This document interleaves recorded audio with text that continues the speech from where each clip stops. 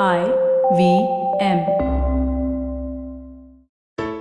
I get positively excited about paying my credit card bills nowadays. And it's all because of Cred. Cred offers the best products and experiences to those who do good. And you can do good by just paying your bills on time. Plus, Cred reminds you when your due date is approaching and also checks your bills for hidden charges. It's so amazing. So don't miss out. Just download Cred today.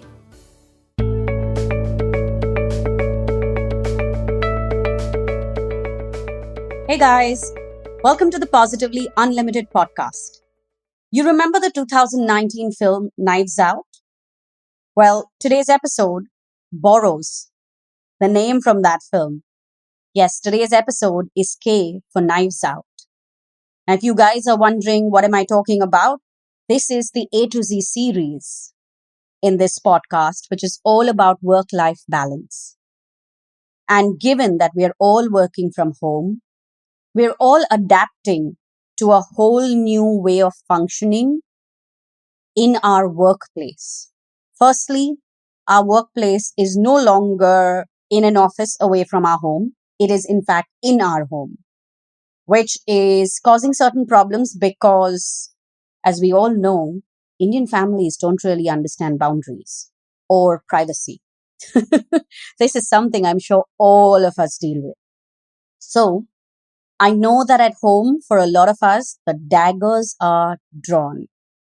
Now, the second aspect of functioning very differently and a different reality is that we are communicating more on our phones, audio calls, Zoom, video calls, and WhatsApp chats. I mean, is everyone who is tuned in on a WhatsApp group chat with your boss or an office group chat?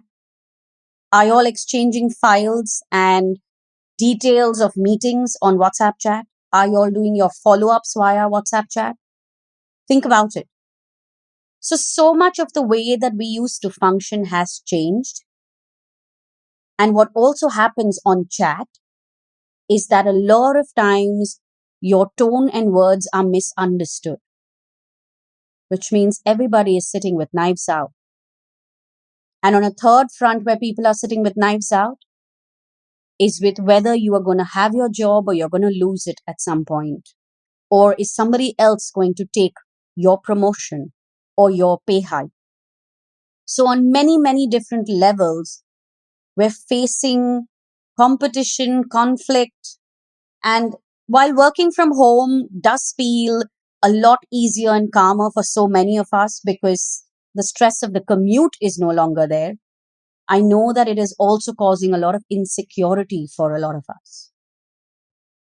Well, today's episode is going to be about communication because you can't always solve problems by pulling those knives out. It can't always be a fight. I understand our parents who are 60 years and older may never understand the concept of privacy. And you could be sitting in a meeting and they will not think twice before opening the door, walking in and asking you 10 questions. I guess for them, there will be times when you will be irritated. But if you can, as a practice, 7 out of 10 times, take a deep breath and just remember this one fact. How hard is it for you at the age of 20, 30, or 40 something to change a behavior or a habit of yours? And now imagine how hard it will be for your parent who is 60 or 70 or 80 something. When we who are 20, 25 years younger than them find it so difficult to make a change, just for one deep breath, imagine how hard it is for them. So before you lose your cool on them, take a deep breath, like one big gulp of air, exhale, and then respond to them. Now, I will give you a trick, which is to have your responses written and by hearted. So if your mom is somebody who is constantly coming at you with questions on how to use the phone or what do you want to eat for lunch or dinner, have a compassionate response ready for her, which can be, Ma, I'm going to get back to you in 30 minutes. I will come out at 11:30 and answer your question. That's it. And if she still persists, then you just keep repeating the statement 2 or 3 times. That's option one. Like I said, make sure you have a script. The other thing you want to do is sit your parents down and explain the new system. As much as this is something new for us, this is something new for them too. And I don't know how many of y'all took the time out to have a conversation with both your parents, or if you have only one parent, well, with them, telling them that you will be working from home. This is a change in system, things that they cannot do and things that they can do, what is off limits for them, and at what point can they communicate with you in the day. And I don't mean having this conversation on the table during dinner because one of them came and interrupted a meeting on that day. I mean sitting them down without any incident having happened and explaining to them what this new setting is going to be like. How many of you all proactively, consciously took that step? I will tell you this, very few.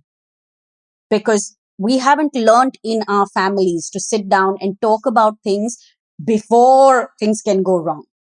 So many of us are not taught to preempt the crisis or the troubles or the hiccups that will come.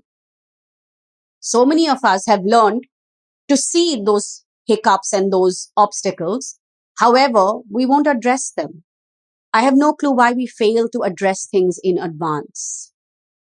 So I would say that's one thing to do within the family immediately. And you want to do the same thing with your kids and your wife and whoever else lives with you, including your house helps. Now, the thing with WhatsApp is that it's kind of tricky. On one hand, it allows you to keep record of everything that is being said. But on the other hand, you also have to be very careful and you have to watch your words. So you need to be able to discern what is a conversation for WhatsApp and what is a conversation for a phone call. And what should be put down on email marked to whoever. And I'm not talking about playing politics here. I'm talking just about being a little smart. If you are going to lose your cool because there is something happening in a particular meeting that is not working for you, you don't get to scream, shout, or throw a tantrum on a Zoom call. You don't get to say mean and rude things to somebody on a chat. The proper thing to do is to write an email in words that are honest, straightforward, yet courteous. Please remember, these are your colleagues, these are your peers. The one thing that must be maintained in an office setting is respect for each other. So be very careful about how you are chatting and with whom. And I'll tell you this, I know that in the previous episode, I spoke about making friends at work. And yes, you must make friends at work. But friendship does not give you an exemption on respect and how you speak to each other. And yes, there will be a friend who will irritate you or say something that you don't appreciate. And most definitely, you should address it. However, how you address it matters. So if you are somebody who is struggling with a lot of conflict and feeling this heavy sense of not being able to communicate properly, or feeling that you're being bullied in office, or feeling on the edge when you are in a meeting or on a WhatsApp group chat, think about what conversation should be had on a chat, what should be had on a phone call, what should be part of meetings, and what should be put on email. Make clear lists. Put down names of people, situations, issues. If you look back at the last 1.5 years, you will know which patterns are repeating. And those are the patterns that you want to change. Now coming to that third aspect, which was about being afraid about losing your job and the sense of competition, which is no longer healthy. It's about waiting to see who's going to take advantage of you or manipulate you and push you aside and take something that is yours. Now, here's something that I want everybody to understand. Yes, promotion should be given on merit. However, merit is not defined only by the skills that you have when it comes to your job. skills that are tied to your role or your designation. Merit includes skills that are tied to your job, to your role, as well as interpersonal skills and maturity. There is a chance that somebody else is getting promoted over you, not because they are better than you at creating a presentation or selling a product, but they are getting that promotion because they are better at handling people. They are more mature at handling situations within the office, within the team. Their interpersonal skills and their personality scores above yours. So the question that you want to answer is, where am I falling short? If you are worried about somebody else moving ahead of you, then do what they teach you in MBA school. Do a SWOT test. Yes. Write the person's name and do a SWOT test. And don't do a SWOT test because you want to judge yourself against them or do a comparison. But you want to understand, what do you need to improve to be better than them? That's healthy competition. That's getting into the ring and competing the right way. Understanding where somebody else is better than you, learning from them, and choosing to go ahead on merit. I hope that all of you all find these 3 perspectives that I have shared helpful. And I hope that you can implement some of the stuff that I have suggested or recommended. If you have more questions on how to handle people, how to up your interpersonal skills, what should you be doing to work on your maturity level, or then to work on your insecurities, DM me on Instagram. My handle is Positivity Angel. Also, there are lots of tools for all of this on this particular podcast, Positively Unlimited. You can always go back and listen to the old episodes on the IBM Podcast app and website. And if you would like to connect with us, we are on Twitter and Instagram. Our handle is IBM Podcast.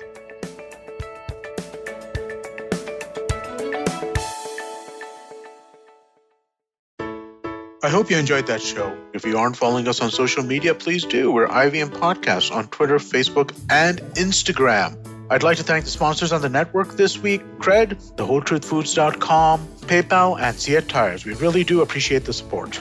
So the last year's been tough for all of us, and the second wave of COVID really hit us badly. To help those affected by the pandemic in India, the podcasting community has come together under the Pod for Change banner to raise funds through an exclusive NGO partner, Give India. Join IVM and Pod for Change as we look to make a positive impact in the life of those affected by COVID-19. You can go to tinyurl.com/podforchangeindia, and remember, somebody could really use the help. And now back to the promo. On the Simplified podcast, the gang explains the oxygen crisis happening in the country and tells us the various measures being taken to tackle it. On States of Anarchy, Hamsani Hariharan talks about how the geopolitical relationships shaped COVID response and the world order. As Indians, we're all familiar with acid reflux or heartburn, given the spicy food we consume. On The Habit Coach, Ashton has some simple solutions to counter that. Vatsama Moria explores the iconic neighborhood of Dadar and tells us its connection to outer space in Postcards from Nowhere. It was Dangle time on The Fighting Goat, as hosts Somesh and Arjun were joined by unbeaten MMA fighter and Commonwealth gold medalist Ritu Fogart. The traveling professor Siddharth Deshmukh shares examples of various innovations that came up during the COVID times and helped us deal with the situation.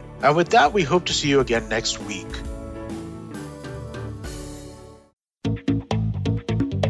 We live in an age of disruption, of immense change in every aspect of work, life, and business.